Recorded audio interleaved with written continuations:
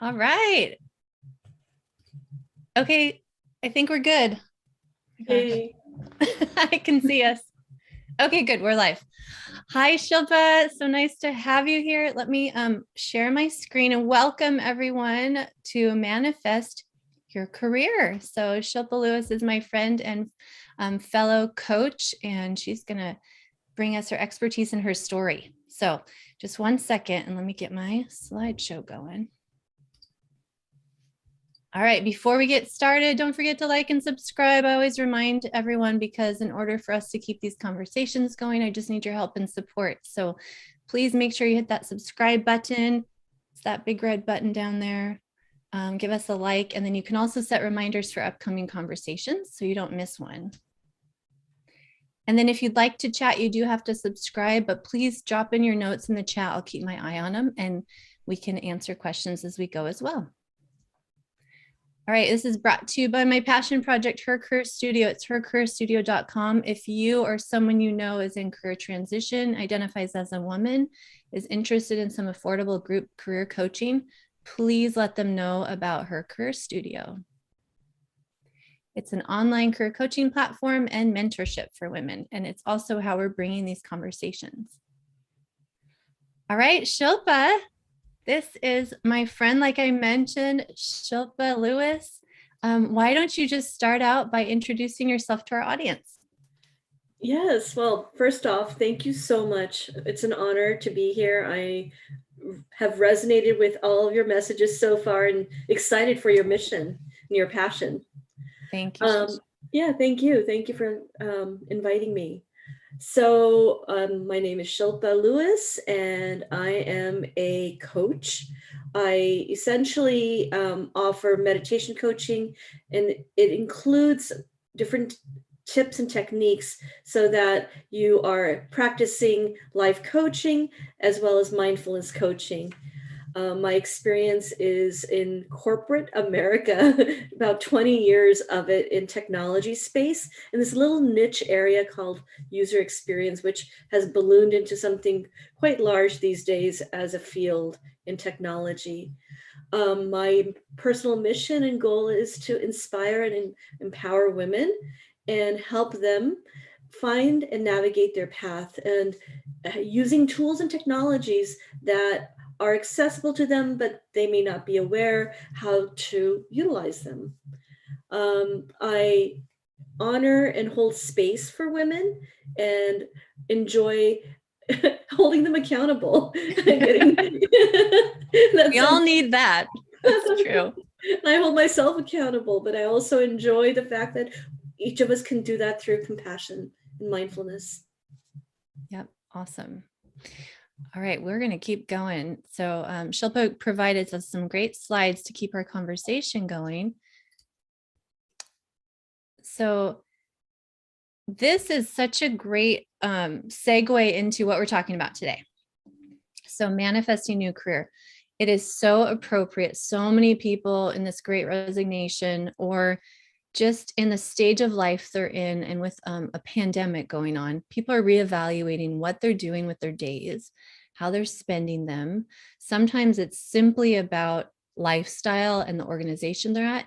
And other times it's about how do you transfer your skills to a new type of role or a new industry, right? There's a couple things going on that I keep hearing as common themes. One is, can I transfer my skills? Is it too late for me? But I'm also hearing it from all ages. So even, young people that I work with who are fresh out of college or just a few years into their career, maybe they started a path and they go, this is not for me.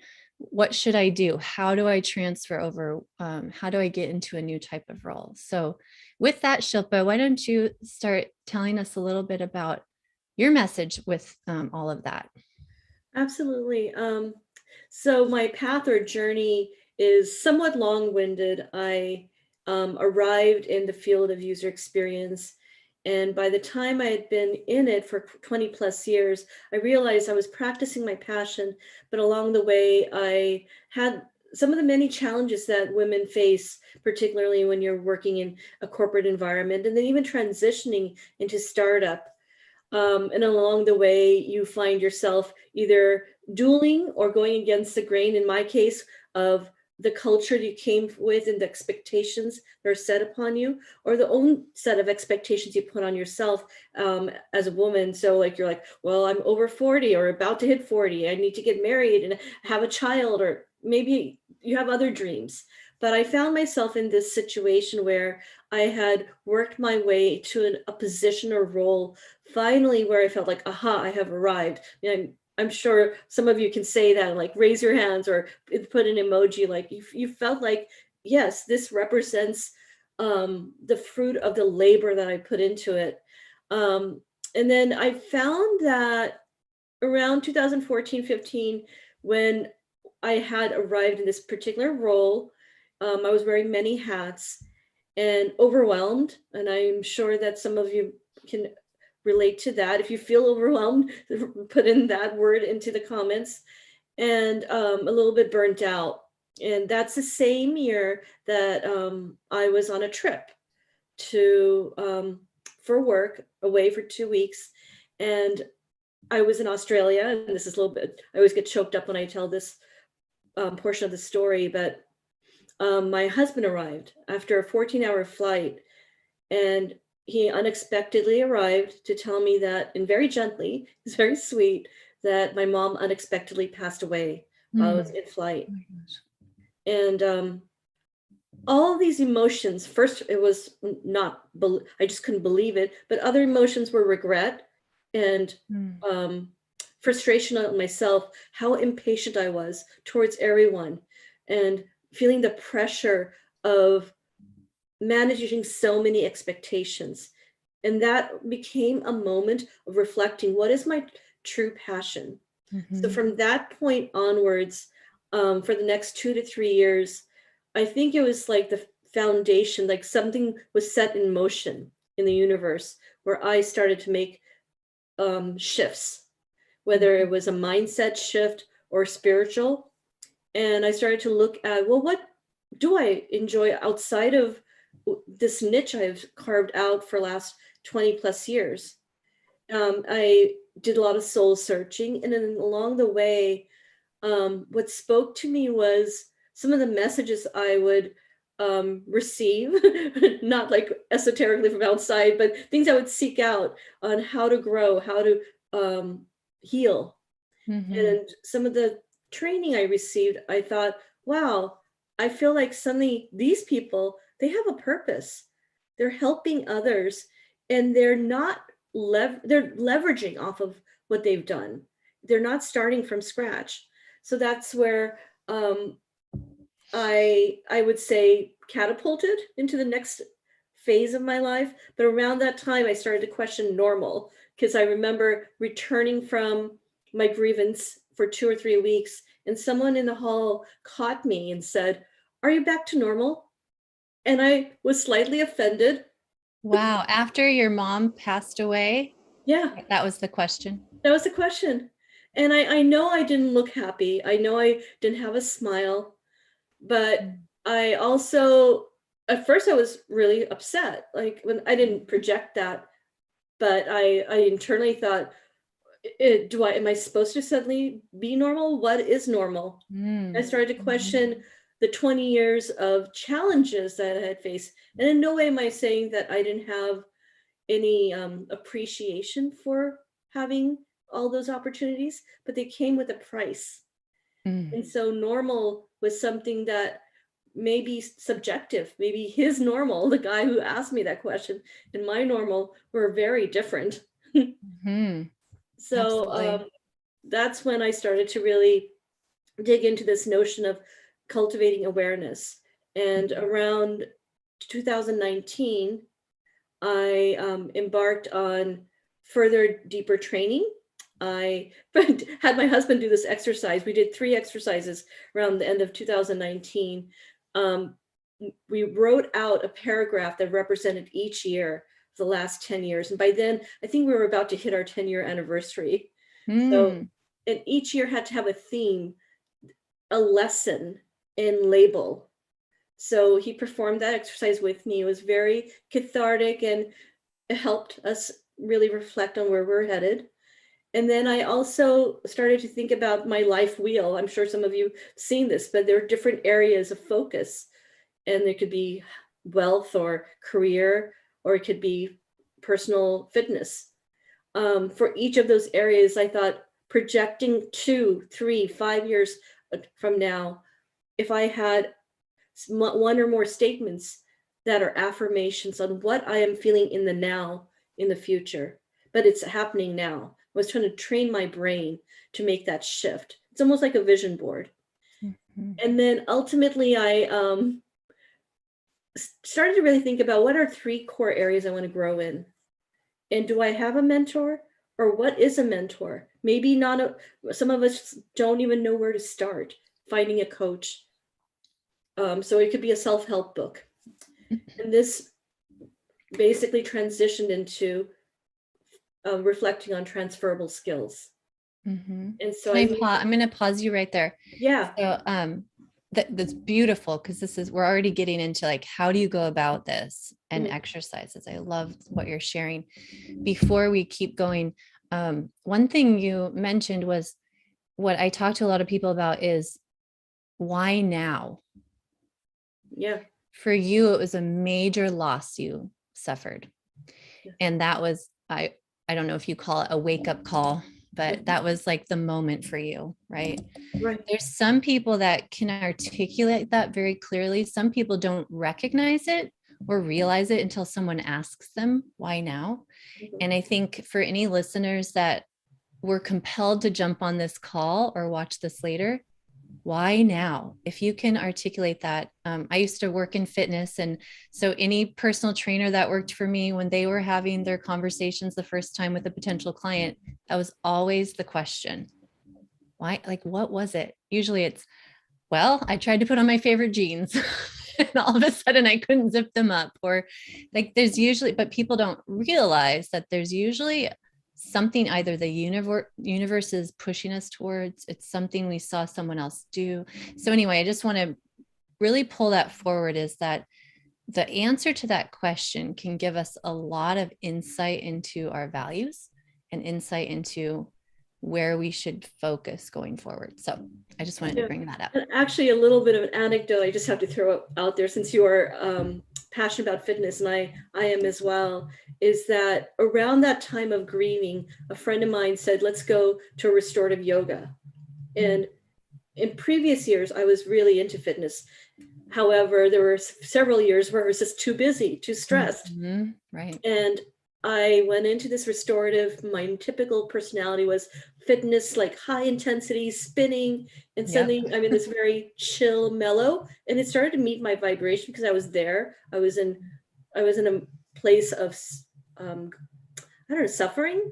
I was still trying to heal. Yeah. And interestingly enough, as we were leaving the studio, I saw a spin bike. It was a high intensity training studio. And I just had the seed of thought, like, well, I've always loved music and spinning.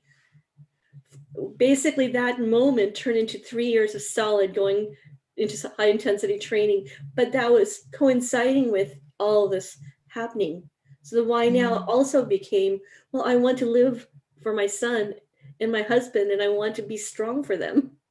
Oh, I love that. And you're so right, especially in these times of transformation and change, being in tune with your body and making sure you're loving your body and caring for it. Wow, so impactful. And it, to your point, it doesn't have to be high intensity. It doesn't have to be yoga. It's whatever makes you feel whole and present and good. Absolutely. Yes. Yeah, I love that. Okay, let's move on to transferable skills. Go ahead, Shilpa. So this is around the time when I looked at what other people were doing. When I was in corporate, one of my saving moments when I would have just at lunchtime, I'm like, I just need to get out of this space. They at that company had hired a mindfulness coach. And in the conference room, she would arrive looking very serene. And I'm like, you don't have to be in the walls of this corporate environment. But I was like, okay, somebody's going to lead us through a guided meditation. Now, I was raised with that. My parents are Hindu. I was around that, but sometimes you lose even the very things you were raised with because you're in a different culture, a different environment, or you're going against the grain and trying to prove yourself, which takes up a lot of energy. Mm-hmm. Yep. So I really enjoyed this, and I remember thinking she left such a gift for my heart. What if I could do something like that? And then that coincided with meeting different mentors or coaches. They weren't not necessarily working with me directly, but I was learning from them. Mm-hmm. And one of the key skills I noticed is some of them would learn to invoke information out of you, active listening, and help you heal through that process. And I thought, well, what I did in corporate for this niche area of user experience is a lot of research. So I thought that's one skill that I have still that I enjoy. And then I also enjoy design. And that's what I did for a living. So if I needed a business, the first thing on this list is, well, first you need to figure out how to set up the logistics of a new business or a new path. And I had some of those core skills. And I think a lot of us do when we are thinking about transferring our skills. We think, oh, well, I didn't do anything. But then when I start probing, people will be like, well, yeah, we had this one problem. And I took it upon myself to help our team. I looked into solutions. I wrote a proposal. Mm-hmm. And next thing I know, 6 months later, we're using that technology to solve this problem. Oh, that's basically what I'm encouraging people to do, is really look at the full spectrum. Because if you're thinking of moving to a different area, you can still take those experiences and skills. Nothing is lost. Mm-hmm. That was the one thing I did, really pulling from what I had been practicing for years. And then I started to look into what are my natural abilities and basic raw skill sets, like software wise, other things. Mm-hmm. We do have a question in the comments from Catherine. She's great question, Catherine. I don't have the practical experience needed for my industry. I'm an aspiring journalist, but I can't afford to take an internship. Where should I go from here? So this classic example of, okay, I want to make a change. I want to make a pivot, but I'm assuming, Catherine, feel free to put more in the chat if you want to expand on it. My assumption is that the positions you're finding and wanting to apply for are requiring experience. And so how do you gain that experience while still needing to pay the bills? And is that something that you went through, Shilpa? How did you know, first of all, Catherine already knows which path she wants to take. So once you identify that path, how do you get into that space? I'll speak from what I went through, because I did experience that at different points, maybe not exactly what she's going through, but when the field of user experience UX was still being shaped and formed many years ago, I would find opportunities where I would think, I want to do that. I can do that. But I was either really young or I just left graduate school where there's not enough on paper experience. Mm-hmm. In which case, what I started to do, this really goes back to the portfolio, is if there are examples of things you've done on even a micro level, let's say that reflects a piece of journalism or a little design work, ultimately, even if someone is critiquing that, they can say this may not have been done in a project in a corporate world, or you were paid for it, but you produced something. You're showing your capability. Mm-hmm. So that's one thing you can do, is start collecting those pieces. And it also gives you confidence because you're like, wow, I did that from beginning to end. Another one is, I actually really encourage people to reach out. Let's say there is someone who is willing to even spend, I don't know, an hour a month with you, maybe more, but Mm-hmm. they are in that niche area that you like to work in. Maybe you could either get some guidance once in a while from them, or do a little micro piece as a pro bono. But Mm-hmm. overall, you're sort of getting your foot in the door. I hope that helps. Yeah, that's great advice.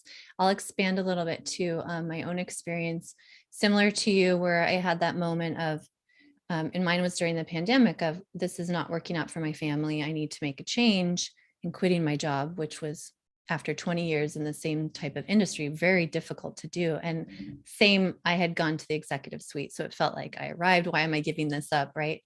And then as women, we get a lot of concern, and, men too, but since we're speaking mostly about women today, you get this concern about this gap on your resume. And so that freaks you out. And what I did was leaned into coaches I had worked with and my mentors, and looking back at all those times I loved the work, and what was I doing? And then what is it that I could do going forward that matched my purpose, which was to help women in their careers? Because there's a lot of gender bias in my background, family situations. I just wanted to do as much as I could for the next 20 plus years of my career to help women. And so for me, I'd looked back, and even some of the first examples of coaching people, helping inspire them, there's a common theme, right? We tend to find that as we really do the soul searching you're talking about. And we do our journaling exercises and we start writing that down. You find these common themes and you weave them together. So for me, it was when I was coaching water polo players that were in high school, what was I doing? I was empowering women. I was helping them find their voice. I was getting them to be passionate about something.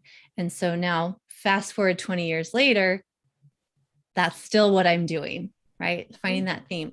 So, and Catherine added a few more notes, but I'm thinking also with, she feels like she has a skill set. I'm sure you do, Catherine. Now, maybe part of it is you just got to write. Right. So some of it, as I started doing coaching, I did decide to get myself certified, give myself more tools in my tool belt. And a lot of that becomes confirmation of what you already knew. Right. It's like, oh, that's the theory behind why I do what I do.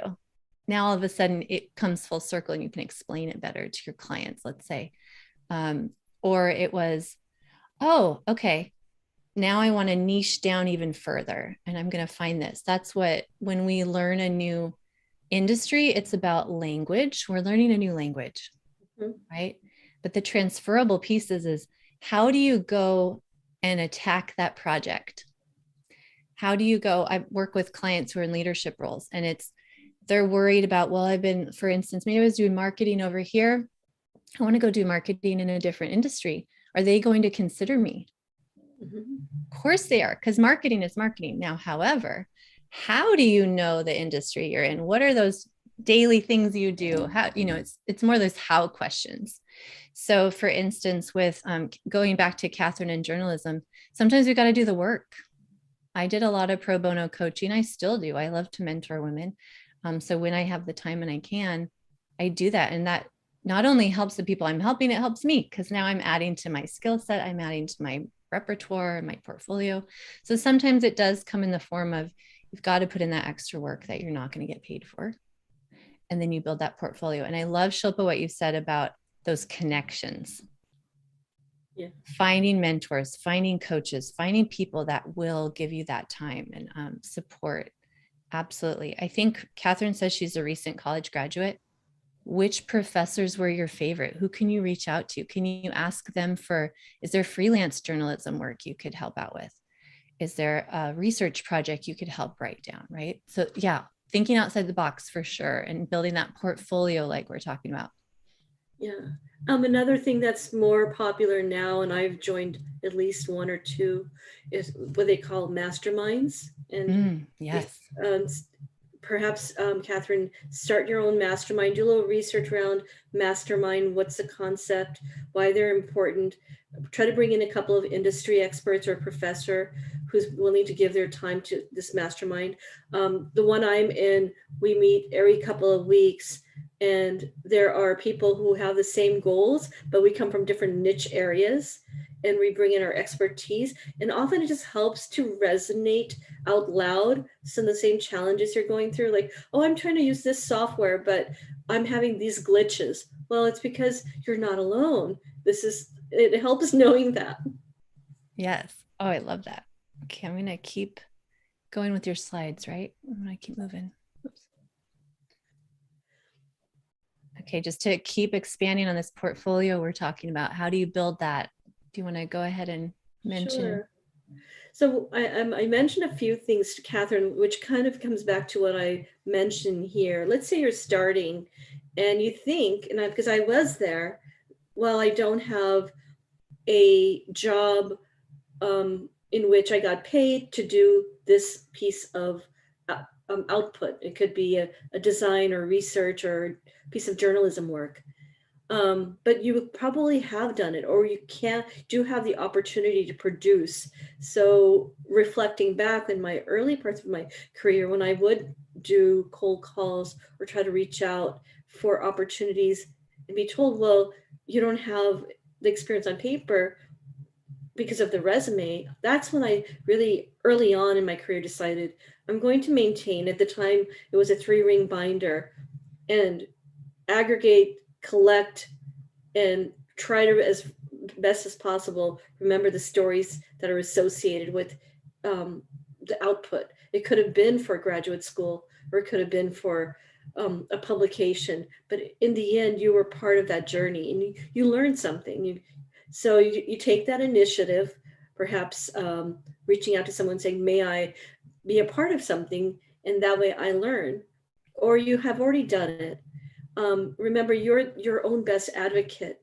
So that goes back to the more mindfulness spiritual stuff as well. Like, how are you speaking about yourself? One of my favorite graduate school friends, she was a prodigy child, but she would tell me, Shilpa, every time something good happens, it could be like, I don't know, you got accepted for a publication or something simple. Mm-hmm. She would print it out and put it on her wall. And that essentially was her being her advocate. Like, look, this happened. It's not about bragging, but it's just kind of reminding yourself that you're on the right path. Mm-hmm. Yep. Women are the worst. We're the worst. We want to be so humble and not speak positive about ourselves because of that cultural, societal norm. But ladies, brag about yourself to yourself first. Build that, right? Build that confidence. Every time I help someone, especially when they're transitioning, build a new resume, and they look at it the first time and they're like, oh, that's me. I didn't make any of this up. It's all true. But sometimes you just need someone else to help reflect that, because we get in our own way, don't we? First and foremost. Yeah, absolutely. And it's a learning process. It's not like all of a sudden, oh, if you follow what Lisa and Shilpa are saying, you'll be at a place where it all makes sense. It's a constant. Mm-hmm. It's a mindfulness practice. So maintaining your portfolio is really your responsibility. It doesn't have to be perfect. Mine started with a 3-ring binder, and I was most shocked. I mentioned this to Lisa in some context, that I learned that not everybody kept a portfolio. It seemed like the most natural thing to do. Yeah. And 3-ring binder, you have different sections.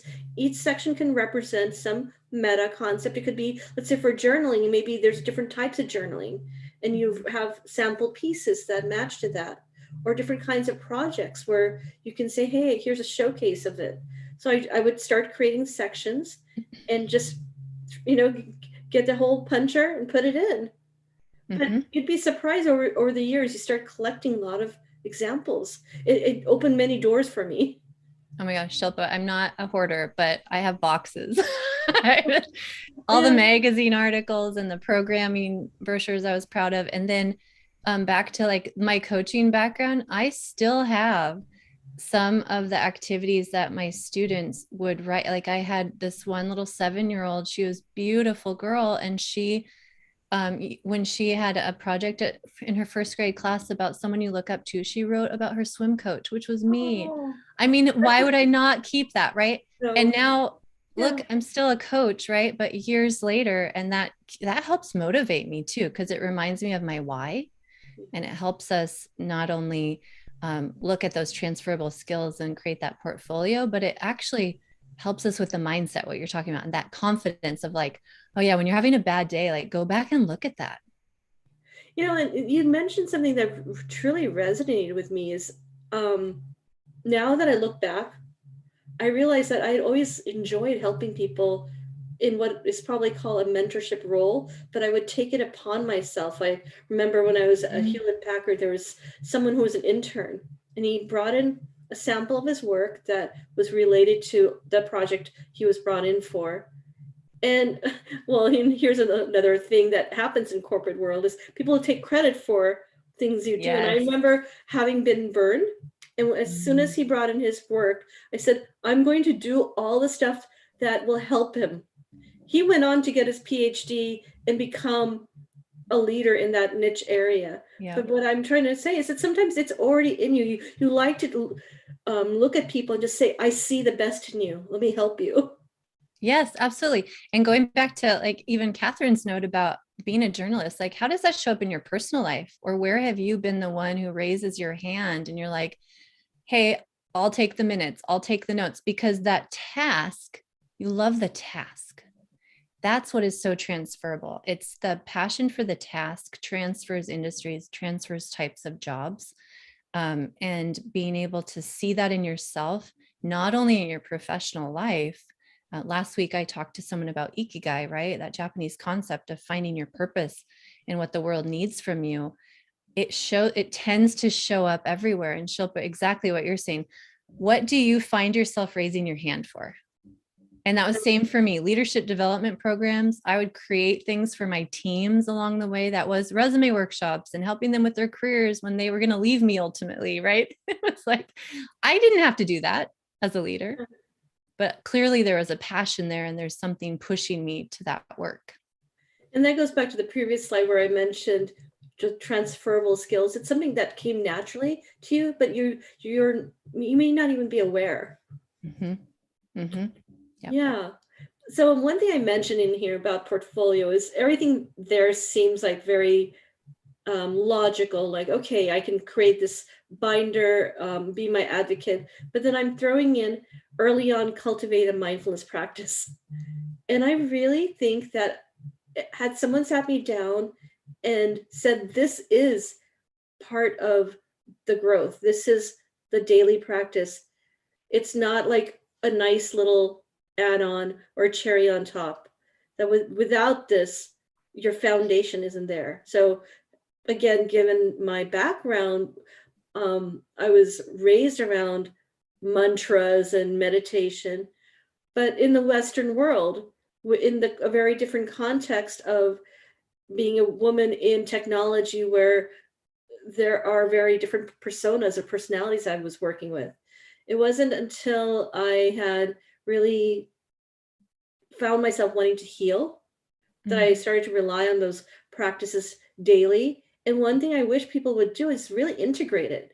It's not like beginning of the day or maybe end of the day. Maybe it could be throughout the day of being mindful of your self-talk, also being mindful of how you're engaging with others. That's one of the hardest things when you're in a certain work environment is setting the boundaries and understanding that what they're saying and doing is that's them. Those are their core values. And where am I coming from?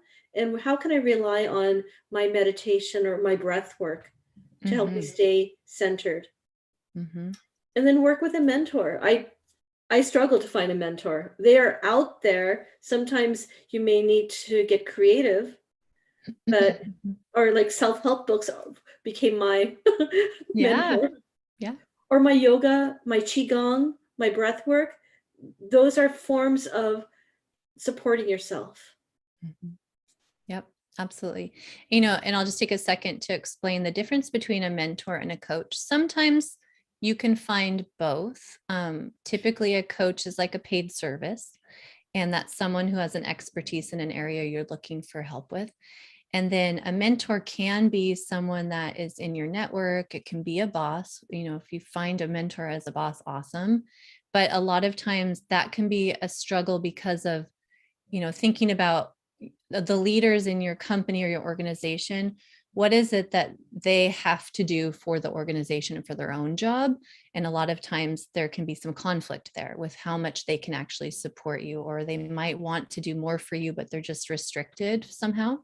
And so finding a mentor can look very different. And it can be a mentor for one lane, and then you find a different mentor for a different lane and things you need. And mentors also it can be hard to get enough time with them. That's the number one complaint I hear from people. Even when you find a great mentor, it can just be difficult to get on their calendar or find enough time, because the ones, of course, that we all want to have as our mentors are very busy individuals, right? Yeah. So there is a lot of power. Of course, I'm a coach and I do this for a living, so I'm going to always advocate for it. I spent money on a coach in my career, later probably than I would have wanted, but also at a point where I made that investment and it was hard. It was hard to like put that money down. No, Shilpa, did you have that experience too? Yeah. When I was going through my actual formal training, that's where I had the ability to have a coach.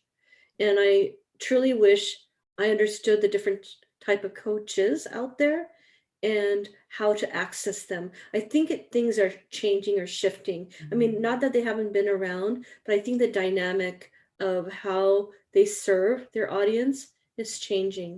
Mm-hmm. So I absolutely agree that if I had had one sooner, I would have benefited. Yep. Yeah. That investment for me in particular was like, you never regret it. It typically, if you find someone that you gel with, it's a good connection and it's the coach that you need at the moment. Yeah. Yeah, you just light years ahead of what you could have done without. Mm-hmm. And you mentioned how you were coaching or perhaps mentoring children within sports. Mm-hmm. I do find that at different places, you'll find a mentor or coach in different niches of your life. So it could be I'm really passionate about yoga and I have a coach there, but some of those same things that they help you with could end up being the same things another coach could be helping you with. It could be learning to trust yourself, things like that. Yes, you're right. Yeah. And I've seen that in wellness programs that I've managed over the years, is that what the person needed was not about their nutrition, or it was not about their fitness. It Yeah. was about their mindset, or it was about just having that accountability partner. Like usually there's something underlying. So you're absolutely right. You don't have to go out specifically and look for a mentor or a coach in one niche. Like find the person that connects, you connect with, because a coach in fitness or athletics can coach and help with your career, right? Yeah, It's what is it that you need and what do you connect with right now? You're absolutely right. absolutely. Mm-hmm. So going back, just really big picture, if you're thinking about what will I put in my portfolio, um, you want to kind of consider the characteristics of the items as telling a story, a journey. People love stories and they want to be able to put you in the context of those stories. So having a before and after, it can be challenging, but you can make it really simple, like open up Canva, get a picture of what you believe visually that thing looked like, get a screenshot, and then show the after and the work that went into it, your role, your wins, the skills that you applied, any endorsements. And one of the things I always advocate for is get the endorsements right when it's fresh in the minds of the person. Mm-hmm. Yep. And include lots of images. I use the word social, what do you call it? Proof. And I Mm-hmm. think we're a society of social proof. I want to see it happen. Absolutely. Yes. Yep. Sorry, I've got this cough. That's okay. I'll just expand on the social proof side. So that is absolutely, we talk about, there's all these statistics out there. 80%, 90% of jobs are never posted. And so how do you get that interview is a big question people have, and they get ghosted, especially when you're trying to transfer your skills into a new industry. Having someone speak on your behalf and just tell that hiring manager, like, hey, it would be worth a conversation with this person because here's what I have seen them do that I think is what you're looking for, right? And it doesn't have to be same industry. It doesn't even have to be same job title. It just has to be someone advocating on your behalf. Because what does that do? It gets people interested in you. It quickly builds trust because someone else said it. Yeah, it's huge. Mm-hmm. It's huge. And I've always sought it out. Like on my LinkedIn, I have those endorsements dating back from years ago. Yep. Me too. It's true. And I cherish every single one of them because it just helps people be able to see what you're like to work with and what kind of a person you are. Mm-hmm. Absolutely. And it's like that thing I was saying, when you put it on your wall, you remember it's on your LinkedIn wall. It reminds you that, wow, I got some positive feedback. Mm-hmm. Yep. Oh, I love that. And don't be afraid to ask for it. I think Yeah. that's another big thing is people don't even know how to ask, offer someone, one of your colleagues or someone you work with that you really like and you want the world for them and they want the world for you. Just say, hey, here's a recommendation for you. I'd love to put on LinkedIn. Would you be willing to do the same for me? Mm-hmm. Yeah. I agree. And I know that a lot of people are a little bit nervous or afraid to do it. I would say just do it. Yep. I love it. Yeah. Imperfect action is better than no action. Yes. Absolutely. Yeah. So the last part of what I'd like to share is about pivoting. Mm-hmm. And so let's say you have been in a niche area for a few years, or like myself, 20 plus years, and you have this desire to make a shift. The shift could be within that niche area, just a different approach to it, or it could be something very different. In my case, I actually really, really enjoyed what I did. I loved it, but I also felt like I wanted to expand. And going back to what Lisa and I were talking about, unbeknownst to me, I had always enjoyed helping people and helping them navigate their path. So after soul searching, after training, formal training and certifications, um, this new, I would say my second act started to take shape.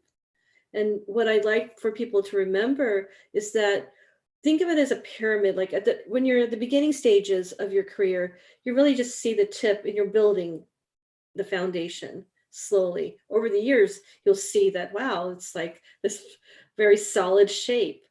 But flip it around if you're on your second act or third act and you realize, I'm not starting from scratch. I know how to read people now.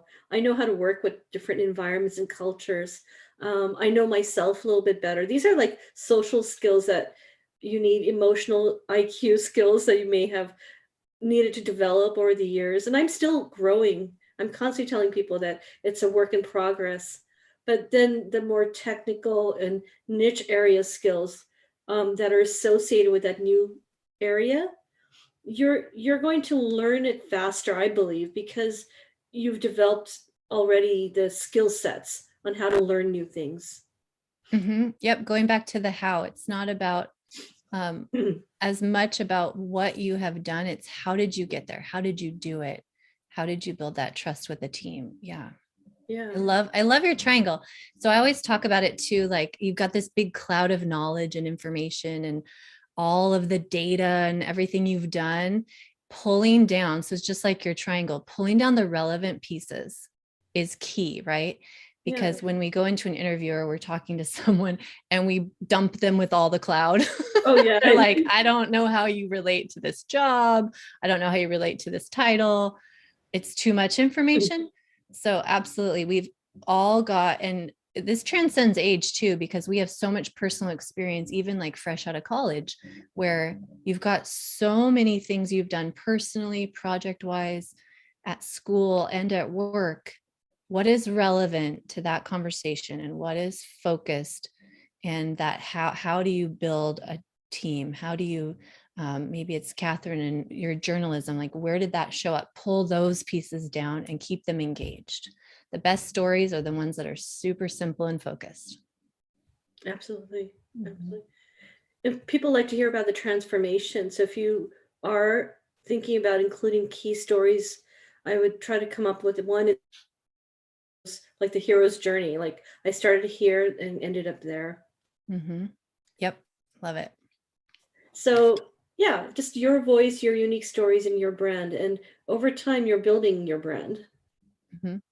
Beautiful. All right, Shilpa, we're getting to the end of our conversation, which I have absolutely loved. So we're going to shift to some examples of what you wanted to share.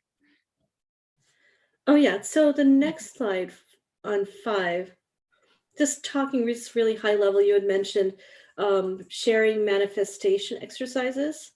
So Mhm. I will share a few of the approaches I've taken. They're not really formal, but it's more setting your mindset on how to approach. Um, this goes to life as well as career, but essentially, first off, think about your mindset. I mentioned earlier there's this worksheet that often coaches do called the life wheel. There are different areas of focus of your life. You could take a moment, and I work with people when they work with me. I basically have them do this as a first exercise. It's really rate on a scale from 1 to 10. Where do you feel you are in those different areas? And then let's say you wanted to project. This is what I've done with my husband: is put a positive statement or two or more in each area of where you want to be in the now, but projecting if it was happening you knowing it's going to happen in the future. So I did that, and I created a soundtrack. And that's why you see the mindset soundtrack. And I took some binaural beat music in my own voice. And sometimes it sounds corny, but I love and it. some days I'm like, whoa, okay, I'm seeing that manifest. So that's kind of cool. Uh, Yeah. but it's just a 3 to 5 minute, maybe shorter. And you go through the wheel and you say it in your own voice with Mm. sincerity, setting the intention that you'd like to see a shift, Mm. and you believe that it can happen. A lot of this is about belief. And again, if you have this spiritual approach, you may understand that everything is energy and you're putting out that energy. Mhm. And so you set things in motion. So I created this mindset soundtrack, and I think that's one way to start shifting the mind. But one of the other things I encourage people to do is really sit in stillness with meditation, because often in this Western society, especially if you've come from a different field in a very more male dominated world, um, your energy flow basically is in a place where you're reacting, you're with fight or flight. And over time, and it's happened to me, your gut, you're not really trusting it. Your heart, Mm. you're not really in that space. And Mhm. so when I work with others, if I have them do breath work, I ask them, where do you feel it? Mhm. And if it's a exercise that I'm doing, such as a heart-centered meditation, I keep it simple. Like, put your hand on your heart, put the other hand on your belly, and do full deep belly breaths. And the longest nerve, the vagus nerve, goes all the way down. And over time, when you're breathing in and out, you're basically relaxing the nerve, and you're bringing your body into a more relaxed state. That's when you can start really understanding or opening your heart. And it's Mm. not like this organ. I'm talking about something a little more deeper. So Mhm. the arrow you see in the top and bottom is really learning to listen and aligning the mind, the thinking with the feeling. And this is not something that comes easily, especially for women who've been in a different space for a long time and are trying to transition. It's always about on the go, moving, overwhelm, Mm. rushing. Mhm. So this is where I also mentioned introspection. This has really changed how I approach my day. Every morning, I set an intention. It could be as simple as just keep going. It could be a rough few days. Maybe Mhm. you are feeling that great. For whatever reason, just set the intention, and then you'll start seeing things sort of happen through the day, because you've set the intention that things work in your favor, Mhm. Yeah, you know? So it's so yeah, true. yeah, any questions? Oh, I love that. I don't see any questions in chat, but as a career coach, mostly helping people with career transition and job search, I love the soundtracked idea. And the reason that's really resonating with me is because when you're practicing interviewing, you need to get really comfortable with your own voice and how you sound. And as uncomfortable as it can be, what power, right? And then you're reminding yourself of those mantras so you can stay focused, you can stay aligned. And then of course, I'm also huge on that physical mind body connection. So yes, even just the act of putting your hand on your heart, right? We do that with children. We have them do things like that. We get back to your youth, like get back to that place of give yourself that care and attention, touch your heart, right? And Yeah. like you mentioned, it's more spiritual, it's more transcending the organ itself, but that's your being, Yeah. who you are at your core. Yeah, I love that. And then I will also just throw this little caveat in there. Um, this happens a lot to my clients too, when they start to doubt themselves or their focus that we've aligned on. And all of a sudden, they don't listen to the experts, they don't listen to the head part. And they just, because they're anxious or something is going on, they go, oh, I better apply for all these jobs. I'm like, no, come back. Yeah. Yeah. Stay focused, because the more spread out you are, the less you're going to connect with people throughout that job search and that shift in your career. You've got to stay focused. And it's a huge practice in patience, which, to your point, these manifestation exercises, meditation, breathing, that helps you with that focus. And it does. And again, what I mentioned, I really could not overemphasize that we are energy. Everything is energy. And the more you understand energetically how you are feeling in your body and your heart and how you're engaging with others, that will translate to, well, how do I want to use my energy? Do I want to apply for 30 jobs or maybe 5 and really hone in on how I'm going to manage my communication? Because all of it's energy. And then really, and understanding your thoughts, like when I mentioned introspect, if you're coming from a place of worry or despair or frustration or whatever those emotions are that are somewhat negative, the mind is there to help us. The whole fight or flight. We're not being chased anymore by some animal. It's Right. good to know. I mean, yes, all of us have had, at least many of us had challenges in different areas where we have this heightened sense of, I need to protect myself. But when you're alone and you're reflecting, and if it's coming up over and over, these negative terms like worry, then really think, where is that coming from? The brain, the programming? Can you rewire that? That's where the meditation and mindset works. Or are you talking from the place of the heart? Like, I'm excited, I'm passionate, I want to try that. I'm curious. Yep. Oh, I love it. Okay, I'm gonna have to get us to wrap up. We Sorry, could I could talk no, for hours. please. Oh, we could talk all day, Shilpa. It's just wonderful. So I thank you so much for being here. I want to make sure you get to tell people how they can get in touch with you. Sure, absolutely. So on the last slide, slide 6, I have my email address, omnimindfulness@gmail.com. I named my coaching business after my son, Omni, and omnimindfulness.com is the website. I also co-host Mindful Mompreneur Moments with meditation coach Tanya and of Xenia Coaching, little plug for her. And I have my solo podcast, Omnipresent Awareness. So if you want to check those out, email me. I do blog regularly on very relevant topics. So if you ever have thoughts there, and I'm about to release a few courses. So I'd love for anyone who's curious to learn more to reach out. I love it. Thank you so much. I'm also going to offer up some people. Whoops. Nope. Too fast. Some people on here are looking for a new job, or ready to get their resume or have a resume. And they're like, is this going to connect with my passion? So send me your resume, jump on hercareerstudio.com or lisavirtuecoaching.com. I'd be happy to take a look at it. What I do is a Loom video, and I show a job posting you're interested in with your resume in conjunction.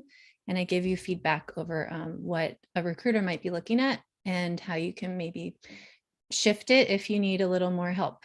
And then also, I know Shilpa also said this, I love to meet new people, even if you don't work with me. If you just want to meet and ask me a few questions, by all means, get on my calendar. So Shilpa and I are, I think, very similar in that regard. Like just reach out. There is no sales pressure. We're literally these women who are in our second act that want to help. So the more people we can help, the better, right, Shilpa? Yeah, absolutely. I mean, there's a deep joy in connecting with others and um, in just being able to like network, like we're talking about. Yes, absolutely. Oh my gosh. Thank you so much for being here. Thank you for inviting me. Yes. Have a great day, everyone, and reach out. Let us know if you have any questions. Thank you so much. Bye.